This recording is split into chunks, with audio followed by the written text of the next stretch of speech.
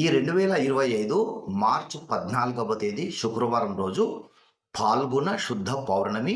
మనము హోలీ పండుగ చేసుకుంటాము.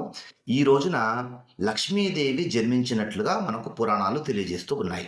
పూజ్య గురువులు చాగంటి కోటేశ్వరరావు గారు లక్ష్మీ అమ్మవారి జయంతి సందర్భంగా పలు ప్రవచనాలలో పాల్గొన పౌర్ణమి రోజున లక్ష్మీ జయంతి అని చెప్పడం జరిగింది.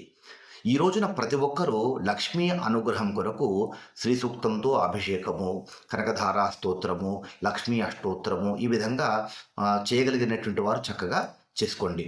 అమ్మవారికి ఇష్టమైనటువంటి సుగంధము వెదజల్లేటువంటి పుష్పాలతో అర్చన చేసుకోండి. పాయసము మొదలైనటువంటి నైవేద్యాలు సమర్పించండి. ఇక అందరూ ఖచ్చితంగా చేయాల్సినటువంటి ఒక మంచి సూచన మీకు తెలియజేస్తున్నాను. 1000 పున్నములు చూసినటువంటి ఒక బ్రాహ్మణ ముత్తైదువ ఎవరైనా మీకు దొరికితే కనుక ఆమె వయసు 83 సంవత్సరాలు నిండి ఉండాలి.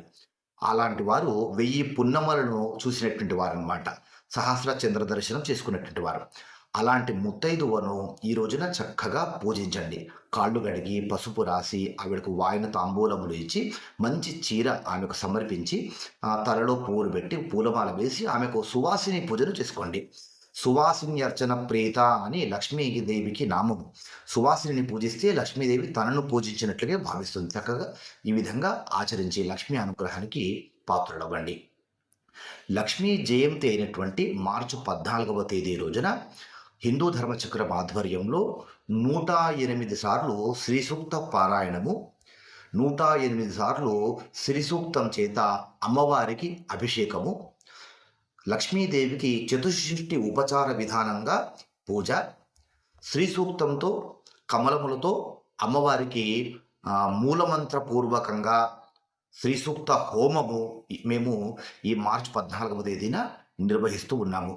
ఈ పూజా కార్యక్రమాలలో మీరు పాల్గొనాలి అనుకుంటే కనుక స్క్రీన్ మీద కనిపించేటువంటి నంబర్కి మీరు కాల్ చేసినా సరే, వాట్సాప్లో మెసేజ్ చేసినా సరే మీ గోత్రనామాలతో ఇప్పుడు చెప్పినటువంటి లక్ష్మీ జయంతి రోజున లక్ష్మీ యాగాన్ని మేము మీ గోత్రనామాల చేత నిర్వహిస్తాము. ఆ ప్రసాదాన్ని కూడా మీకు అందజేస్తాము. వివరాలకు సంప్రదించండి.